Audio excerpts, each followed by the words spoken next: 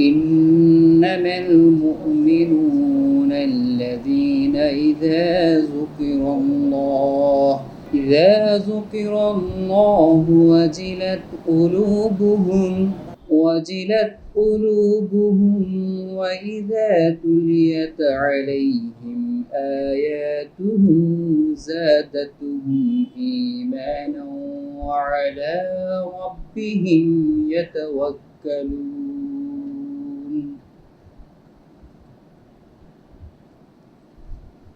الذين يقيمون الصلاة ومما رزقناهم ينفقون أولئك هم المؤمنون حقا أولئك هم المؤمنون حقا لهم درجات عند ربهم ومغفرة ورزق كريم صدق الله العظيم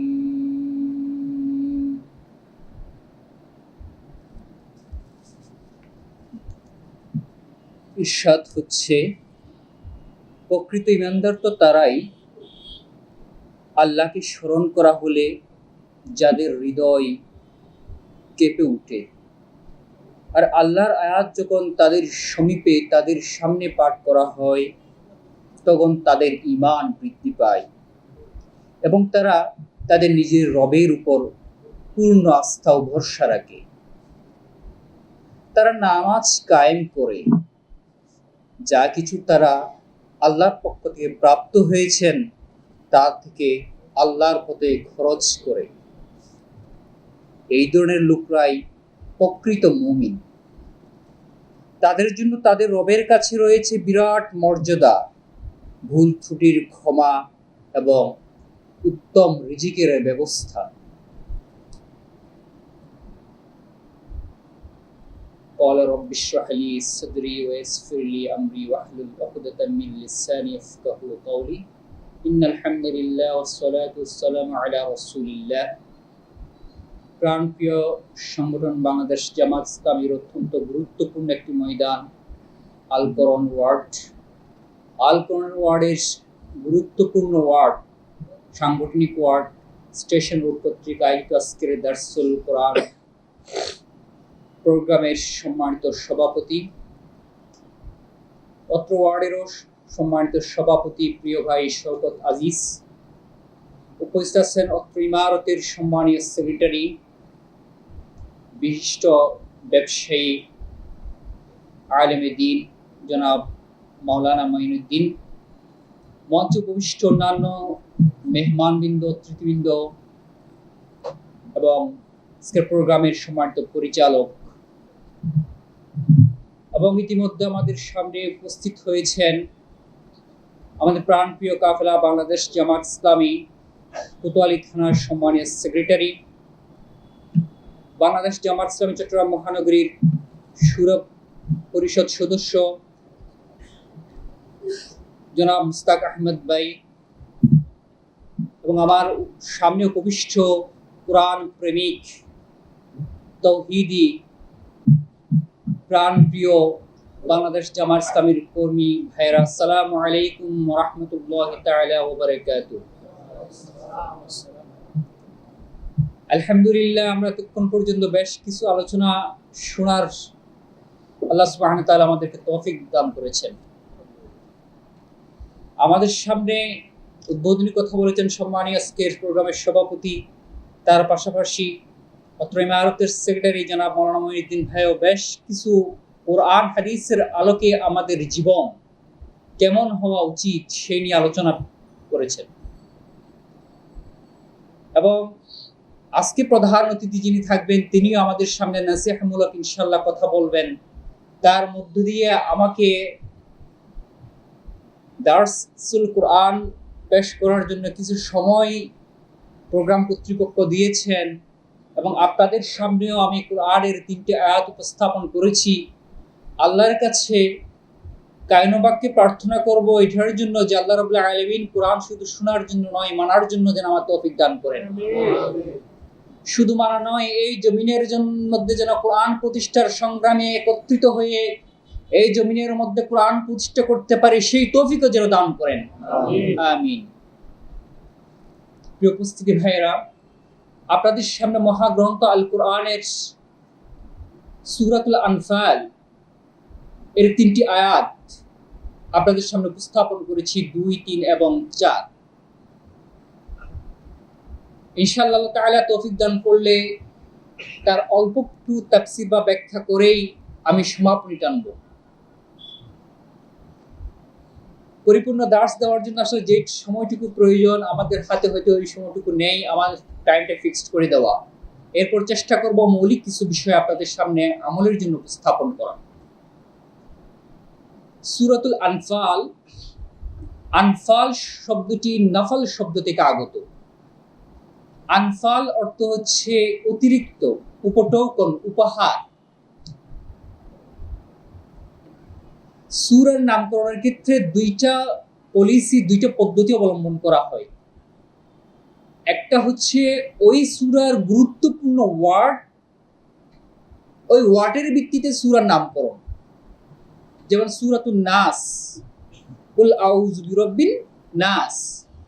সূরাতুল ফালাক, কুল আউযু বিরাব্বিল ফালাক। তাহলে নাস এবং ফালাক এই শব্দটি উল্লেখ আছে কোরআনের ওই সূরাগুলোর মধ্যে, এবং ওই সূরার নামকরণ করা হয়েছে। আবার যদি দেখেন সূরাতুল ইখলাস, কোনটা যেন সূরা? কুল হু আল্লাহু আহাদ। ইখলাস শব্দটি উল্লেখ নেই, কিন্তু এর পুরো সূরাটির নাম ইখলাস। সূরাতুল ফাতিহা, ফাতিহা শব্দটি উল্লেখ নেই, এরপর ওই সূরাটির নাম সূরাতুল ফাতিহা। তার মানে হচ্ছে এটার বিষয়বস্তু অন্তর্নিহিত তাৎপর্যের উপর নির্ভর করে সূরার নামকরণ করা হয়, অথবা সূরার উল্লেখিত শব্দের আলোকে নামকরণ করা হয়। তবে সর্বোপরি বিষয় হচ্ছে আল্লাহ সুবহানাহু ওয়া তাআলা জিবরাইল আলাইহিস সালামের মাধ্যমে নবী করিম সাল্লাল্লাহু আলাইহি সাল্লামকে এই সূরার যেই নামকরণটি শিক্ষা দিয়েছেন, ওই সূরার ওই নামকরণই হয়েছে। এটাই হচ্ছে চূড়ান্ত বিষয়। আজকের এই সূরা আমরা যেটা আপনাদের সামনে 3টা আয়াত তিলাওয়াত করেছি, সূরাতুল আনফাল, এটা প্রথম আয়াতে উল্লেখ আছে ইয়াসআলুনাকাল আনফাল। এই শব্দ থেকে সূরার নামকরণ করা হয়েছে। এই সূরাটি বদরের যুদ্ধের পরবর্তী সময়ে নাজিল হয়। প্রেক্ষাপট আলোচনা করতে গেলে অনেক সময় লেগে যাবে, আমরা ওইদিকে যেতে পারবো না, আমরা ব্যাখ্যার দিকে চলে যাচ্ছি। আমার তেলাওয়াতকৃত আয়াতের প্রথম আয়াতটি হচ্ছে ইন্নামাল মুমিনুনা আল্লাযীনা ইযা যুকিরাল্লাহু ওয়াজিলাত কুলুবুহুম ওয়া ইযা তুলিয়াত আলাইহিম আয়াতুহু যাদাতুহুম ঈমানান ওয়া আলা রাব্বিহিম ইয়াতাওয়াক্কালুন। এই 3টি আয়াতের মধ্যে আল্লাহ সুবহানাহু ওয়া তাআলা মুমিনদের বৈশিষ্ট্য, মুমিনদের গুণাগুণ, মুমিনদের ফিচার্স কিভাবে সংজ্ঞায়িত করলে কি কি বৈশিষ্ট্যগুলো দেখলে ওনাকে মুমিন বলা যাবে, এরকম 5টি বৈশিষ্ট্য, 5টি ফিচার্স আল্লাহ সুবহানাহু ওয়া তাআলা কোরআন হাকীমের এই সূরাতুল আনফালের 2, 3, 4 আয়াতের মধ্যে উল্লেখ করেছেন। এই 5টি গুণ পাওয়া গেলেই তাকে প্রকৃত মুমিন বলা যাবে। 1 নম্বর গুণ, আল্লাযীনা ইযা যুকিরাল্লাহু ওয়াজিলাত কুলুবুহুম। প্রথম নাম্বার গুণ হচ্ছে, প্রকৃত মুমিনের প্রথম নাম্বার গুণ হচ্ছে এটাই, যখন আল্লাহর কথা স্মরণ হয়, আল্লাযীনা ইযা যুকিরাল্লাহ, যখন আল্লাহর স্মরণ হয়, ওয়াজিলাত কুলুবুহুম, তখন তাদের অন্তরকরণটা কেঁপে ওঠে। তাহলে মুমিন হতে হলে আল্লাহর স্মরণ হওয়ার সাথে সাথে অন্তরের একটা বিস্ফোরণ সৃষ্টি হবে, একটা প্রতিক্রিয়া সৃষ্টি হবে, আল্লাহর সাথে একটা ভাইব্রেশন সৃষ্টি হবে, কানেকশন সৃষ্টি হয়ে যাবে। যদি সেটা না হয় তাহলে বুঝে যাবে যে আমার মধ্যে দুর্বলতা আছে। তাহলে ইজা যুকিরাল্লাহ, আল্লাহর স্মরণ। আল্লাহর স্মরণ বলতে আমরা কি বুঝি? অনেক ক্ষেত্রে আমরা জিকির বলতে কয়েকটা শব্দকেই জিকির বানিয়ে ফেলছি। ইল্লাল্লাহ, ইল্লাল্লাহ, আল্লাহু আল্লাহু, এই জাতীয় শব্দকে অনেকে জিকির বানাইছেন। পরিপূর্ণ কালিমা হলে সেটা জিকির হয়, জিকরুল লফজ মানে শব্দের জিকির, এটা ইবাদত। যদি পরিপূর্ণ অর্থবহ হয়। যদি পরিপূর্ণ অর্থবহ না হয়, শুধু ইল্লাল্লাহ ইল্লাল্লাহ ইল্লাল্লাহ হয়, তাহলে একটা অর্থবহ না হওয়ার কারণে এটা জিকির হবে না। আবার অনেকে হু হু হু, এটাও জিকির নয়। তবে মূল জিকির শব্দ বলতে এখানে যেটা বোঝাচ্ছে, যেটা আল্লাহর স্মরণ। আল্লাহর স্মরণ মানে হচ্ছে যে আল্লাহ কোরআনের যে নির্দেশনাগুলো দিয়েছে, ওই নির্দেশনা আমার কাছে মেসেজ হিসাবে উত্থাপন করার পরে, আমাকে জানিয়ে দেওয়ার পরে, কিংবা আমি জানার পরে আমার অন্তরটা কেঁপে উঠবে। আমি ব্যবসা করব, উদ্যোক্তা একজন, সামনে হাত ছাড়িয়ে দিয়েছে অসংখ্য ব্যবসার, কিন্তু আল্লাহ সুবহানাহু ওয়া তাআলা বলছে কি, হাল্লাল্লাহু বাইআ ওয়া হাররামা রিবা। আমি এই ব্যবসার ক্ষেত্রে সুদের সাথে জড়িত হতে পারবো না, ব্যবসা করতে পারবো। এটা তার সাথে সাথে যদি আমি সুদকে বর্জন করে যেটা আমার জন্য হালাল করে নিয়েছে, এটা যদি আমি নিতে পারি, সেটা হচ্ছে জিকরুল্লাহ।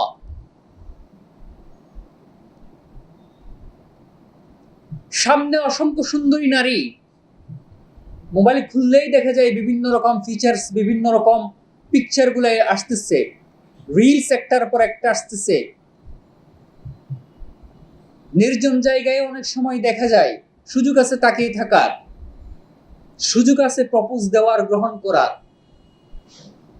লা তাকরাবা হাযা, লা তাকরাবা জিনা, এই আয়াতটি শোনার সাথে সাথে যে এটা তো জিনার পর্যায়ে যাচ্ছে, সুতরাং আমি মুমিন, সেদিকে যেতে পারি না, এই স্মরণ আসার সাথে সাথে যখন অন্তর কেঁপে ওঠে, এটার নাম হচ্ছে জিকরুল্লাহ। এটার নাম কি? জিকির।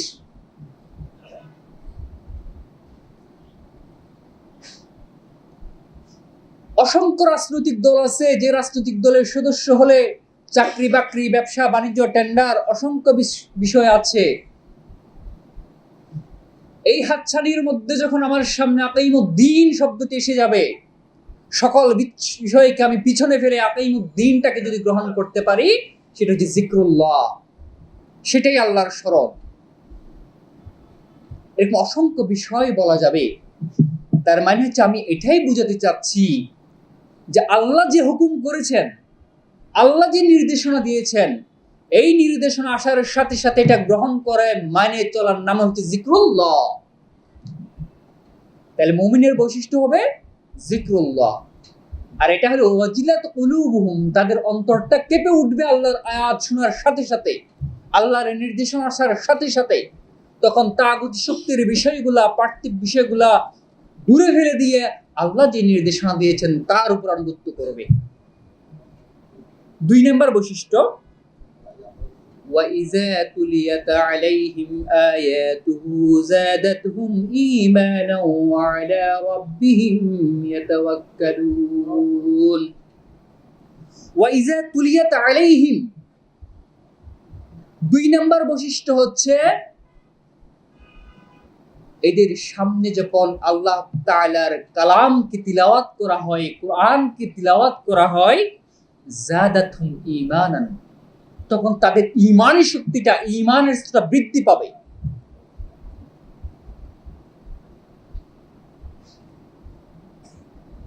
তিলাওয়াত বলতে আমরা কি বুঝি এবার? যে কোরআন তিলাওয়াত, একটা হচ্ছে ইকরা, পড়া, পাঠ করা, আর একটা হচ্ছে তিলাওয়াত।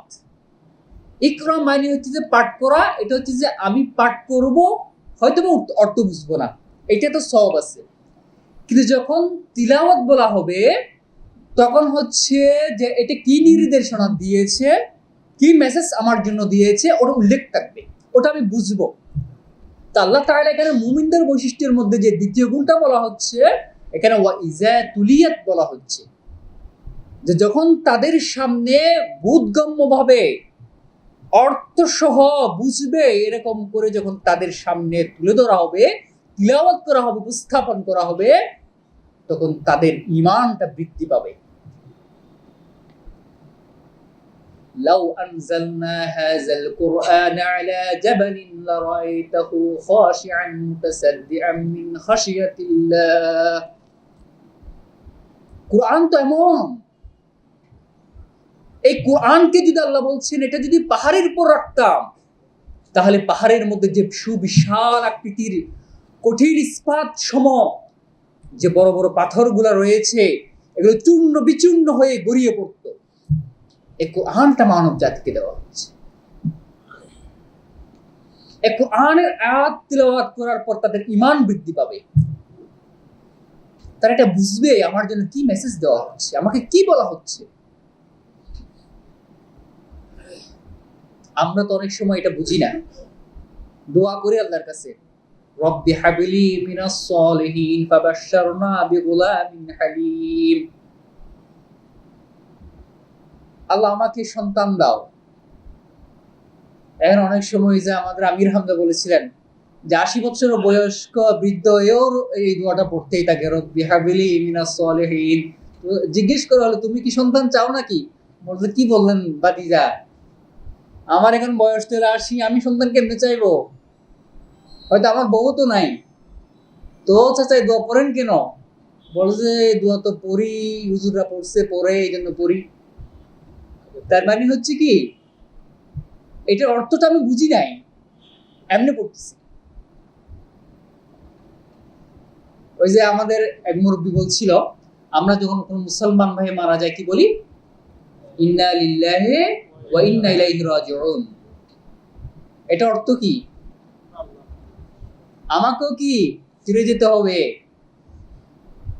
বলছে এটা কেউ হয়তো কেউ বুঝলে হয়তো এই দোয়াটা পড়তো না। বলছে ও মারা গেছে, আমিও মরে যাবো, এটা বলবো, ভয়ে পড়তো না নাকি অনেকে?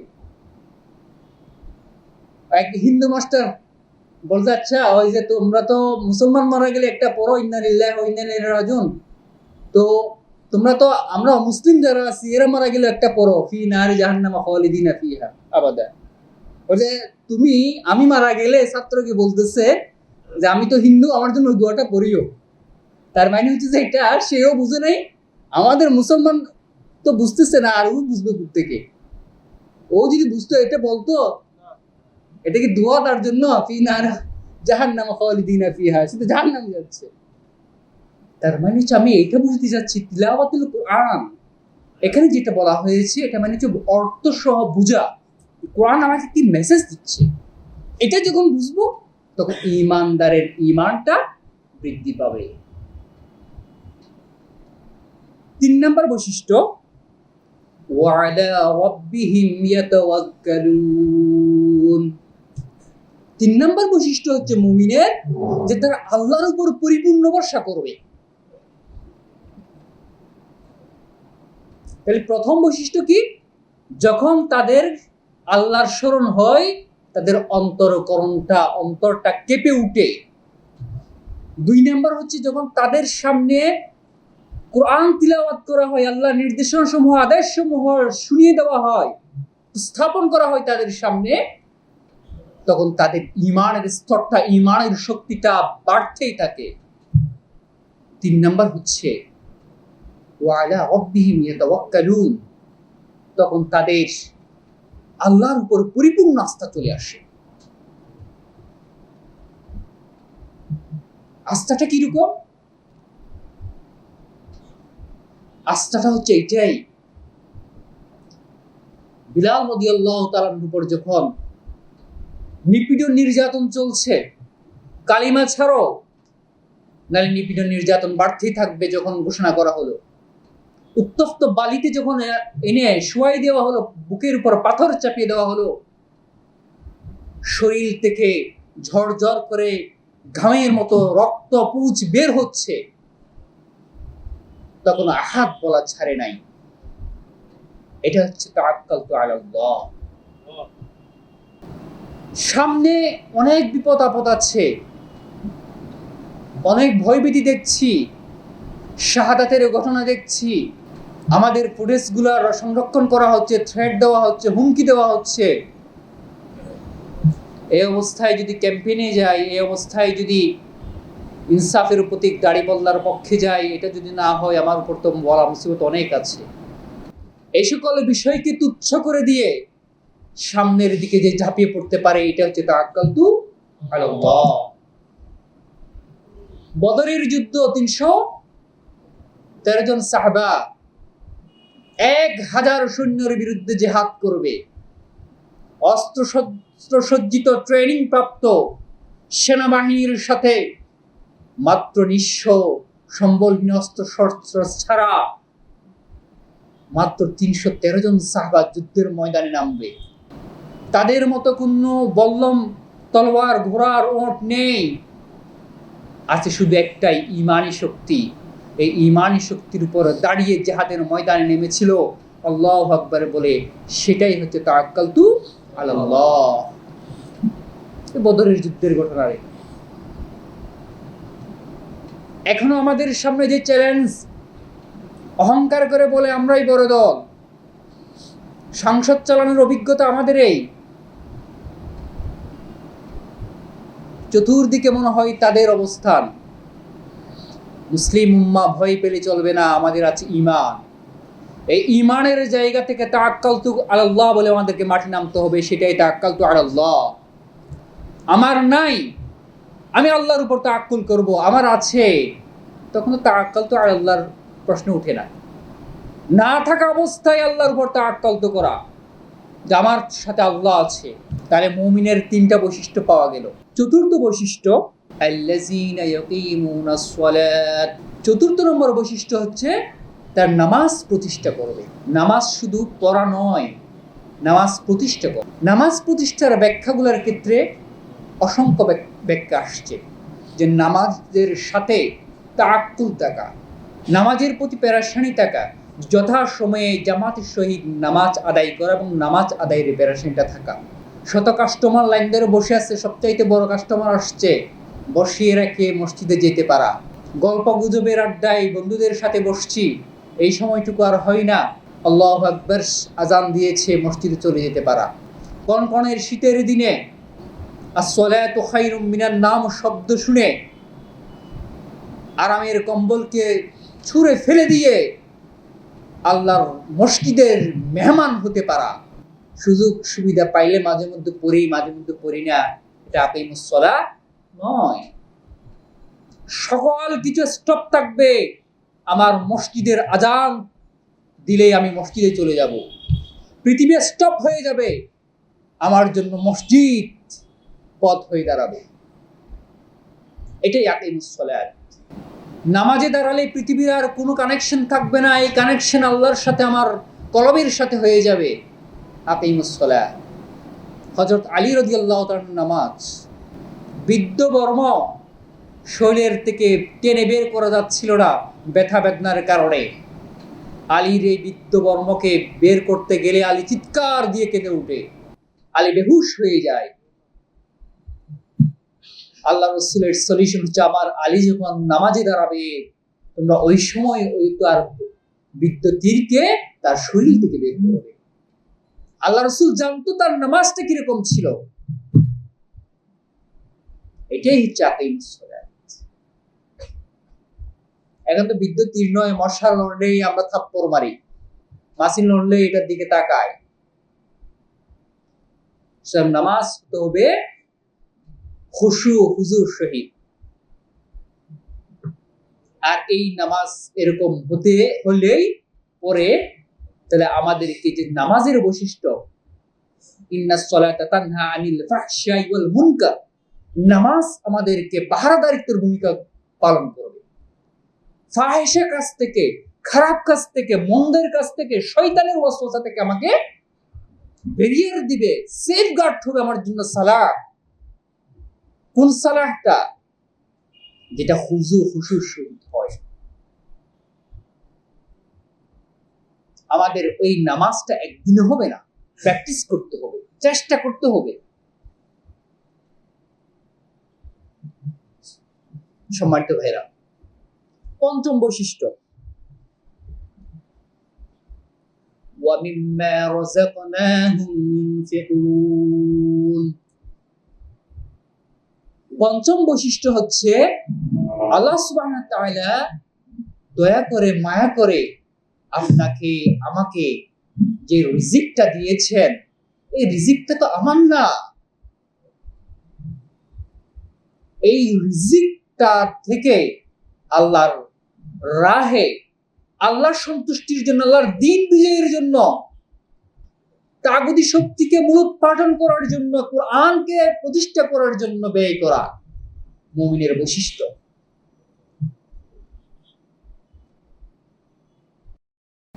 ওয়া মিম্মা রাযাকনাহুম, যেটা তোমাদেরকে দেওয়া হয়েছে, তার মানে এই সম্পদ যেটা আমাদেরকে দেওয়া হয়েছে সেই সম্পদের প্রকৃত মালিক আমি না, আমাকে ব্যবহারের জন্য দেওয়া হয়েছে, আমাকে খরচ করার জন্য দেওয়া হয়েছে।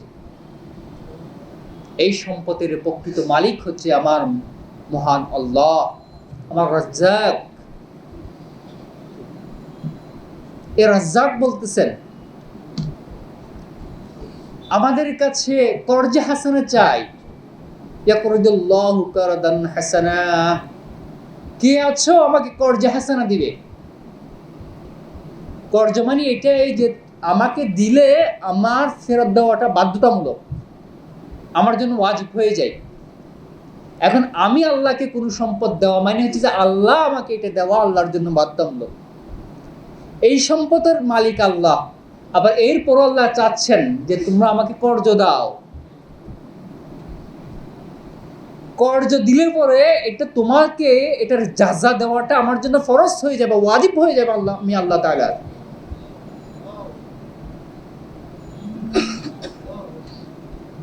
তাহলে এই মুমিনদের বৈশিষ্ট্য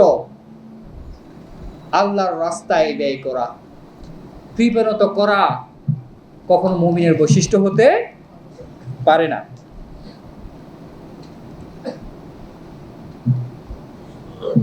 আল্লাহর রাস্তায় যে আমি খরচ করব,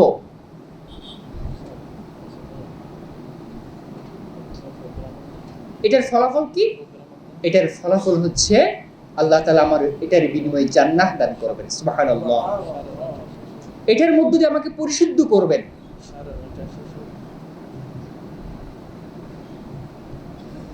হাদিস শরীফে আসছে তোমরা আল্লাহর কাছে যে সম্পদটা গচ্ছিত রাখো, সঞ্চয় করে রাখো, সেটা কখনো নষ্ট হয় না। কিন্তু তোমার কাছে যে সম্পদ আছে সেই সম্পদটা আগুনে পুড়ে যেতে পারে, পানিতে ডুবে যেতে পারে। কিন্তু আল্লাহর কাছে যেটা তুমি গচ্ছিত রাখবা, গুছিয়ে রাখবা, আল্লাহর কাছে সঞ্চয় করবা, ডিপোজিট করবা, এটা কখনো নষ্ট হবে না। তার মানে এটা আল্লাহ তাআলা আমাকে ব্যাক করবেন। ব্যাক করবেন যে কিভাবে? কোরআনে সেটাও বলছেন, যতটুকু দিয়েছি ততটুকু নয়, 60, 70, 700 পর্যন্ত গুণ বৃদ্ধি করে আমাকে আল্লাহ সুবহানাহু ওয়া তাআলা দিবেন, সুবহানাল্লাহ। প্রিয় উপস্থিতি, এই 5টি বৈশিষ্ট্য প্রকৃত মুমিনের বৈশিষ্ট্য। আমি আবার একটু রিপিট করছি, সবাই একটু গুনে নেবেন। প্রথম নম্বর বৈশিষ্ট্য হচ্ছে যখন আল্লাহর স্মরণ হবে তখন অন্তরকরণ কেঁপে উঠবে। 2 নম্বর বৈশিষ্ট্য, যখন আয়াতে কারিমা তিলাওয়াত করা হবে তখন তাদের ঈমানের স্তরটা, ঈমানের শক্তিটা বৃদ্ধি পাবে। 3 নম্বর হচ্ছে সর্ববিষয়ে আল্লাহ তাআলার উপরে তাওয়াক্কুল করবে, ভরসা করবে। 4 নম্বর বৈশিষ্ট্য হচ্ছে নামাজ কায়েম করবে। 5 নম্বর বৈশিষ্ট্য হবে আল্লাহ তাআলা আমাকে যে রিজিক দিয়েছেন, যে সম্পদ দিয়েছেন, সেই সম্পদ থেকে আল্লাহর দ্বীনের জন্য ব্যয় করবা। এই 5টি বৈশিষ্ট্যের মধ্য দিয়েই প্রকৃত মুমিন হওয়া যায়। আর আল্লাহ তাআলা কি বলছেন এরপরে? উলাইকা হুমুল মুমিনুনা হাক্কা। তোমরা মুমিন দাবি করতে পারো, কিন্তু মুমিনুনা হাক্কা, প্রকৃতপক্ষে সত্যিকার অর্থে মুমিন, এই 5টা বৈশিষ্ট্য আসলে পরে তুমি মুমিনুনা হাক্কা, প্রকৃত মুমিন হবে। মুমিন শুধু দাবি করলে মুমিন হওয়া যায় না, বৈশিষ্ট্য লাগবে। অ্যান্ড্রয়েড সেট বিক্রি করবেন, অ্যান্ড্রয়েড সেটের যদি ফিচার্সগুলো না থাকে, এই অ্যান্ড্রয়েড সেট দিয়ে যদি ব্যাক ক্যামেরা ফ্রন্ট ক্যামেরা দিয়ে ছবি উঠানো না যায়, জুম করানো না যায়, অ্যাপসগুলো চালানো না যায়, এই বৈশিষ্ট্যগুলো যদি না থাকে, এটার দাম আছে? দাম নাই। ঠিক মুমিনের এই বৈশিষ্ট্যগুলো না থাকলে সেটা প্রকৃত মুমিন হতে পারে না। প্রকৃত মুমিনের 5টা গুণ লাগবে। এরপরে দেখেন আল্লাহ তাআলা পুরস্কারের কথা ঘোষণা করছেন যে এই 5টা গুণ সম্পন্ন মুমিনের জন্য আল্লাহর পক্ষ থেকে 3টা পুরস্কার ঘোষণা করছেন। লাহুম দারাজাতুন ইনদা রাব্বিহিম ওয়া মাগফিরাহ ওয়া রিজকুন কারীম। 3টা পুরস্কার। 1 নম্বর পুরস্কার দারাজাতুন ইনদা রাব্বিহিম, তাদের মান মর্যাদা শান অবস্থান পজিশন আল্লাহ অনেক উপর করে দিবেন। দারাজাতুন ইনদা রাব্বিহিম, সম্মানের জন্য কত কিছু করে মানুষ। আমরা তো আল্লাহর রাস্তায় দান করি, অনেকে আছে না আল্লাহর রাস্তায় নয় এমনিতে দান করে, কি জন্য? দানবীর হওয়ার জন্য, সম্মানের জন্য, প্রভাব প্রতিপত্তির জন্য, সম্মানের জন্য অনেক কিছু করে। তাহলে সম্মানিত হতে হলে 5টা গুণ লাগবে। এই 5টা গুণ আসলেই পর আল্লাহ তাআলা সম্মানের সমাসীন করবে। 2 নম্বর পুরস্কার কি? ওয়া মাগফিরাহ, চলতে ফিরতে জানতে অজান্তে অসংখ্য গুনাহ করে ফেলি, করি না? বলতে পারবো যে কেউ আমি গুনাহ করি না?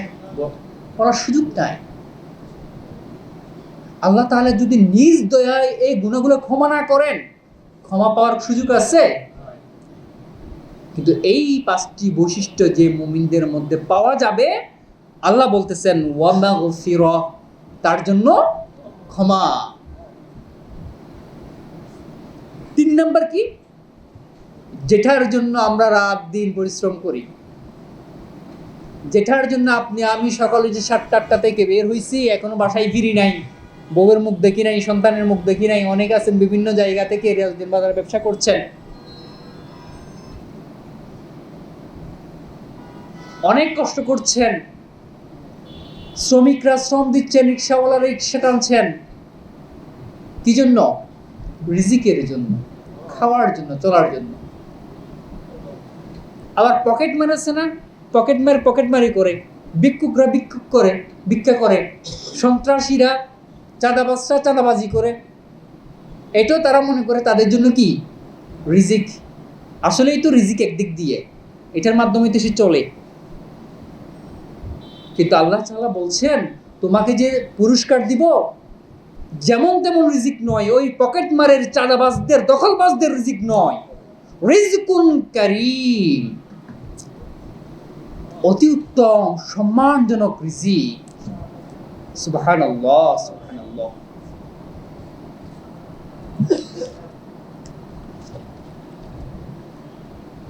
প্রিয় উপস্থিতি, তাহলে আমাদের আজকের এই আলোচনা থেকে আমরা যে বিষয়টা বুঝতে পারলাম যে প্রকৃত মুমিন হতে হলে 5টা বৈশিষ্ট্য দরকার। এই 5টা বৈশিষ্ট্য যদি আমার কমতি থাকে, আমি আজকে থেকে চেষ্টা করবো এটা অর্জন করে নেওয়ার জন্য। তার পাশাপাশি আল্লাহ সুবহানাহু ওয়া তাআলা যে আমার 3টা বিষয় ঘোষণা করেছেন আমার জন্য, সেটা আকাঙ্ক্ষা করব, সেটা চাইবো আল্লাহর কাছে। মাগফিরাত চাইবো, রিজিক চাইবো, সম্মান চাইবো আল্লাহর কাছে। এগুলো দেওয়ার একমাত্র মালিককে আল্লাহ তাআলা। সর্বশেষ আমি আমার আজকের দার্সের শেষের দিকে এই কথাটুকু বলবো,